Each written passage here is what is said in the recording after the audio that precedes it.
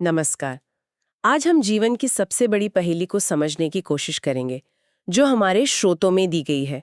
मतलब एक जीव अपनी जैसी ही एक और जिंदगी कैसे बनाता है। ये बात बड़ी अजीब है। देखिए, कोई भी जीव खाने, पीने या सांस लेने के बिना जिंदा नहीं रह सकता। लेकिन जनन के बिना एक अकेला जीव आराम से अपनी पूरी जिंदगी गुजार सकता है। फिर भी प्रकृति इस एक काम के लिए बेहिसाब ऊर्जा खर्च करती है। तो सवाल ये है कि क्यों? क्योंकि ये सवाल किसी एक जीव के जिंदा रहने का है ही नहीं। अच्छा। ये पूरी प्रजाति, पूरी स्पीशीज के अस्तित्व का सवाल है। जनन के बिना हम और आप यहाँ होते ही नहीं। असल में जीवन का बस एक ही मकसद है, अपनी जानकारी, अपने ब्लूप्रिंट को अगली पीढ़ी तक पहुंचाना। और अगर वो इसमें नाकाम रहा तो उसका अस्तित्व हमेशा के लिए मिट जाता है। तो ये एक तरह की रिले रेस है, जहां हर पीढ़ी अगली पीढ़ी को बैटन पकड़ाती है। बिल्कुल। और वो बैटन है शरीर का ब्लूप्रिंट। हमारे स्रोत बताते हैं कि इस ब्लूप्रिंट का नाम है डीएनए, डीऑक्सीराइबो न्यूक्लिक एसिड। अरे, ये नाम तो जबानी तोड़ दे। हाँ, नाम थोड़ा मुश्किल है। आसान भाषा में क्या हम इसे शरीर की मास्टर रेसिपी बुक कह सकते हैं? बिल्कुल। रेसिपी बुक एक शानदार तरीका है इसे समझने का। इसी किताब में सब लिखा है। सब मतलब शरीर कैसे बनेगा, कैसे काम करेगा, सब कुछ। तो जनन का सबसे पहला और सबसे जरूरी कदम है इस पूरी रेसिपी बुक की एक और कॉपी तैयार करना। मतलब बिना किसी फोटोकॉपी मशीन के? हाँ, बिल्कुल। यहीं से कहानी दिलचस्प हो जाती है, क्योंकि जब हम हाथ से किसी किताब की नकल करते हैं तो गलतियां होना तो तय है। क्या यहाँ भी ऐसा ही होता है? क्या ये कॉपी एकदम परफेक्ट होती है? कभी नहीं। और यही प्रकृति का सबसे बड़ा राज है। अच्छा। यूं कहें कि गलतियां आ ही जाती हैं। एक मिनट। तो जीवन की सबसे जरूरी प्रक्रिया ही खामियों से भरी है। ये तो डिजाइन में एक बहुत बड़ी गड़बड़ लगती है। पहली नजर में ऐसा ही लगता है, लेकिन असल में प्रकृति की हर गलती एक लॉटरी टिकट की तरह है। Lottery ticket? हाँ, हजारों टिकट बेकार जाते हैं, लेकिन एक टिकट जैकपॉट हो सकता है। यही विभिन्नताएं, ये छोटी छोटी गलतियां ही जैव विकास यानी इवोल्यूशन का इंजन है। अच्छा, तो ये गलतियां असल में गलतियां नहीं बल्कि विकल्प हैं। जैसे एक उदाहरण था स्रोतों में, मान लीजिए ठंडे पानी में रहने वाले कुछ बैक्टीरिया हैं और ग्लोबल वार्मिंग की वजह से पानी गर्म हो जाता है। तो ज्यादातर बैक्टीरिया जिनके पास ठंडे पानी की रेसिपी थी वो मर जाएंगे। हाँ, वो मर जाएंगे। लेकिन सोचिए, अगर डीएनए कॉपी होने की किसी गलती की वजह से कुछ बैक्टीरिया के पास थोड़ी ज्यादा गर्मी सहने की क्षमता आ गई हो तो वो बच जाएंगे। वो उस लॉटरी का जैकपॉट होगा। सिर्फ वही बचेंगे और आगे चलकर उनकी पूरी पीढ़ी उस गर्म पानी में रहने के काबिल हो जाएगी। समझ गए। विभिन्नता के बिना एक झटके में पूरी प्रजाति खत्म हो सकती थी। बिल्कुल। कमाल है। तो जिंदा रहने के लिए बदलते रहना जरूरी है और बदलने के लिए ये गलतियां जरूरी हैं। ठीक है, तो अब देखते हैं कि प्रकृति ये कॉपी पेस्ट का काम कितने तरीकों से करती है। स्रोत बताते हैं कि सबसे आसान तरीका है अलैंगिक जनन, जहां सिर्फ एक ही जीव काफी होता है। हाँ, इसे आप प्रकृति के सिंगल प्लेयर मोड की तरह समझ सकते हैं। इसके भी कई वर्जन्स हैं। जैसे सबसे सीधा तरीका है विखंडन या फिशन। अमीबा जैसा एक कोशिका वाला जीव जब बड़ा हो जाता है तो बस 20 से 2 हिस्सों में बंट जाता है। 1 से 2 बन गए, कहानी खत्म। बस इतना ही? हाँ, लेकिन कुछ जीव जैसे काला आजार का रोगाणु लेशमानिया, वो ज्यादा सलीके से बढ़ता है, एक तय जगह से। और मलेरिया का परजीवी प्लाज्मोडियम तो और भी आगे है। वो एक साथ कई टुकड़ों में बंटकर दर्जनों नए परजीवी बना देता है। तो ये तो हुआ एक कोशिका का बंटना।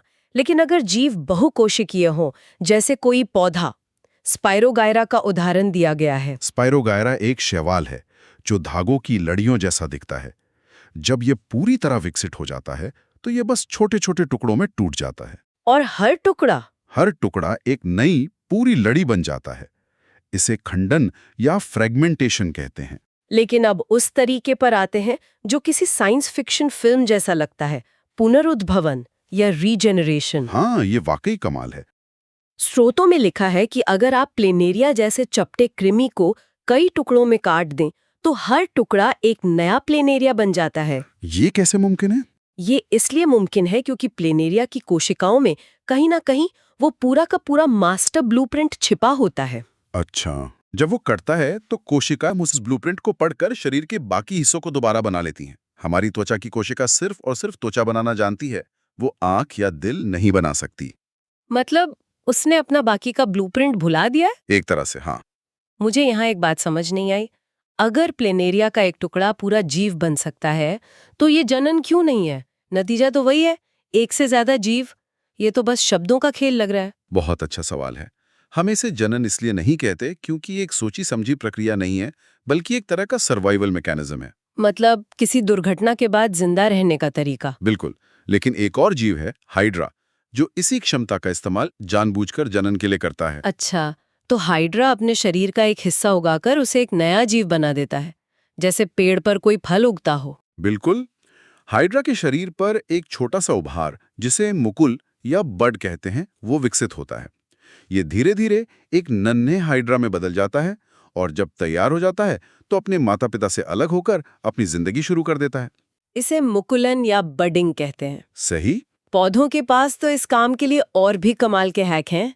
कायिक प्रवर्धन या वेजिटेटिव प्रोपगेशन, जहां जड़, तने या पत्ती से ही नया पौधा उग जाता है। हाँ, जैसे गुलाब की कलम लगाना।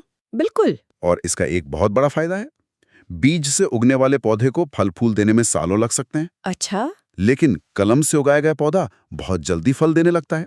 ये उन पौधों के लिए भी वरदान है जो बीज बनाने की क्षमता खो चुके हैं, जैसे केला या चमेली। हाँ। और ब्रायोफाइलम यानी पत्थर चट्टा, तो वो तो अपनी पत्तियों के किनारों पर ही नन्हे नन्हे पौधे उगा लेता है। अरे वाह, ठीक है। तो ये सिंगल प्लेयर मोड काफी कारगर लगता है, सीधा, तेज और भरोसेमंद। तो फिर लैंगिक जनन क्यों? हाँ वही, प्रकृति ने इतना जटिल, धीमा और जोखिम भरा 2 प्लेयर मोड क्यों बनाया? उसी लॉटरी टिकट वाले बात पर वापस आते हैं। ठीक है। अलैंगिक जनन में आप एक ही नंबर के सारे लॉटरी टिकट खरीद रहे हैं, जैकपॉट लगने की संभावना बहुत कम है। विभिन्नता सिर्फ डीएनए कॉपी होने की दुर्लभ गलतियों से ही आती है। लेकिन लैंगिक जनन में 2 अलग-अलग जीव अपनी आधी-आधी रेसिपी बुक मिलाकर एक बिल्कुल नई रेसिपी बनाते हैं। यानी आप 2 अलग-अलग लोगों के लॉटरी टिकट मिलाकर जैकपॉट लगने की संभावना को कई गुना बढ़ा रहे हैं। ठीक समझे। जब 2 अलग-अलग डीएनए का मिश्रण होता है तो विभिन्नताओं के बिल्कुल नए संयोजन बनते हैं। तो प्रजाति बदलते माहौल के लिए ज्यादा तेजी से तैयार होती है? कहीं ज्यादा तेजी से और बेहतर तरीके से। लेकिन यहाँ एक गणित की समस्या है। अगर हर पीढ़ी में 2 जीवों का डीएनए जुड़ता जाएगा तो कुछ ही पीढ़ियों में डीएनए की मात्रा तो बेहिसाब बढ़ जाएगी। इसका एक बहुत ही शानदार समाधान निकाला है। क्या? जीव अपने शरीर में कुछ खास कोशिकाएं बनाते हैं जिन्हें युग्मक या गैमीट्स कहते हैं। जैसे नर में शुक्राणु और मादा में अंड कोशिका। हाँ, और इन कोशिकाओं को बनाते समय वो अपनी रेसिपी बुक की मात्रा आधी कर देते हैं। इसे अर्धसूत्री विभाजन या मियोसिस कहते हैं। अच्छा, तो नर और मादा दोनों आधी आधी रेसिपी लेकर आते हैं और जब वे जुड़ते हैं, जिसे निषेचन या फर्टिलाइजेशन कहते हैं, तो बच्चे में रेसिपी की मात्रा फिर से पूरी हो जाती है। समस्या हल हो गई। बिल्कुल। और इसमें भी एक रणनीति है। मादा युग्मक यानी अंड कोशिका बड़ी होती है और उसमें भविष्य के भ्रूण के लिए पोषण का भंडार होता है। और नर युग्मक? जबकि नर युग्मक यानी शुक्राणु छोटा और बहुत गतिशील होता है, जिसका एकमात्र काम तैरकर अंडे तक पहुंचना होता है। पौधे जो चल फिर नहीं सकते, वे ये काम कैसे करते हैं? वे अपना नर युग्मक मादा युग्मक तक कैसे पहुंचाते हैं? पौधे इसके लिए डाकियों का इस्तेमाल करते हैं। डाकियों का? हाँ, उनके जननांग उनके फूल में होते हैं। पुंकेसर नर हिस्सा है जो परागकण बनाता है। इन्हीं में नर युग्मक होते हैं और स्त्री केसर मादा हिस्सा है। तो ये परागकण स्त्री केसर तक कैसे पहुंचते हैं? इसी प्रक्रिया को परागण या पॉलिनेशन कहते हैं।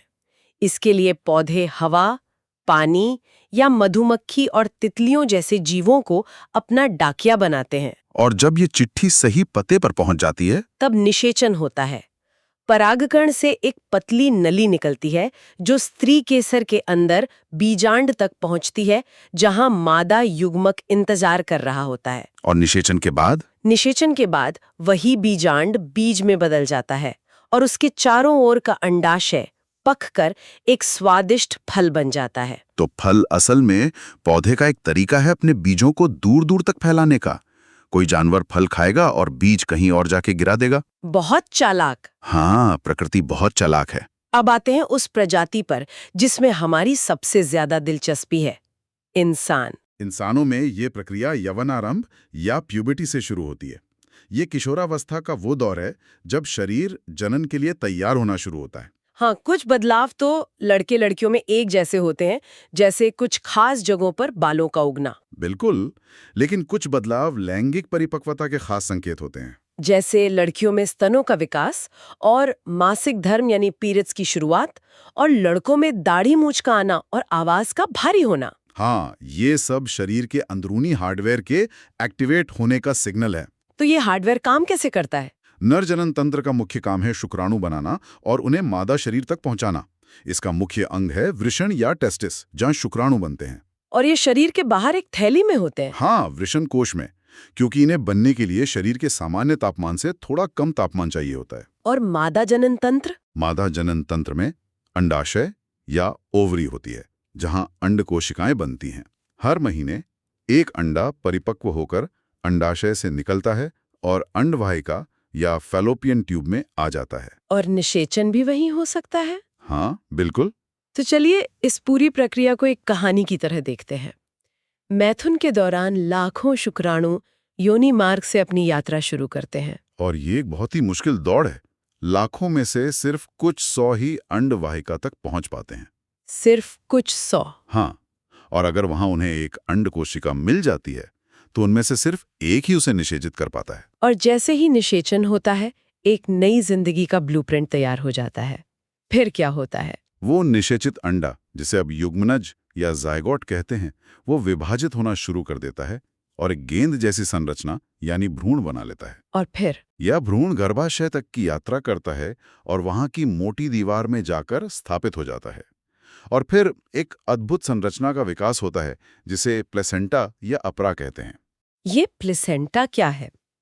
एक तरह का लाइफ सपोर्ट सिस्टम? एकदम सही।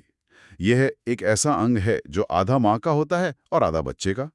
इसी के जरिए माँ के खून से बच्चे को ऑक्सीजन और सारा पोषण मिलता है। और बच्चे के शरीर का कचरा? वो भी इसी के जरिए माँ के खून में वापस चला जाता है।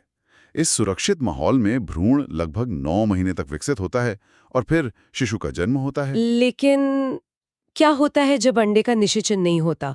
लाखों शुक्राणु अपनी मंजिल तक नहीं पहुंच पाते या वहां कोई अंडा होता ही नहीं है? गर्भाशय हर महीने एक संभावित भ्रूण के स्वागत की तैयारी करता है। कैसी तैयारी? उसकी अंदरूनी दीवार मोटी, नरम और खून की नलियों से भरपूर हो जाती है। एक तरह से मेहमान के लिए कमरा सजाया जाता है। और जब कोई मेहमान नहीं आता, यानी निषेचन नहीं होता, तो उस तैयारी की जरूरत नहीं रहती। तब वो पूरी परत धीरे धीरे टूटकर शरीर से बाहर निकल जाती है। इसी को मेंस्ट्रुएशन या पीरियड्स कहते हैं, जो एक पूरी तरह से सामान्य और स्वस्थ प्रक्रिया है। बिल्कुल। यह पूरी प्रक्रिया जितनी अद्भुत है, उतनी ही जिम्मेदारी की मांग भी करती है। स्रोत में जनन स्वास्थ्य पर भी काफी जोर दिया गया है। हाँ, क्योंकि यौन क्रिया सिर्फ जनन से ही नहीं बल्कि स्वास्थ्य से भी जुड़ी है।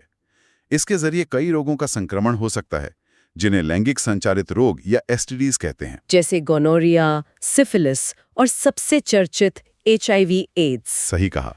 स्रोत बताते हैं कि कॉन्डम जैसी बाधाओं का इस्तेमाल इनसे काफी हद तक बचाव कर सकता है। और जब कोई गर्भधारण के लिए तैयार न हो तो गर्भनिरोधन के तरीकों का भी जिक्र है। बिल्कुल।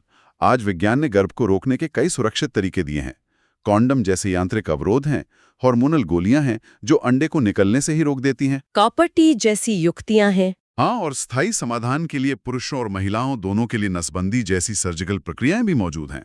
इसी से जुड़ा एक गंभीर सामाजिक मुद्दा भी श्रोत्र उठाते हैं, कन्या भ्रूण हत्या।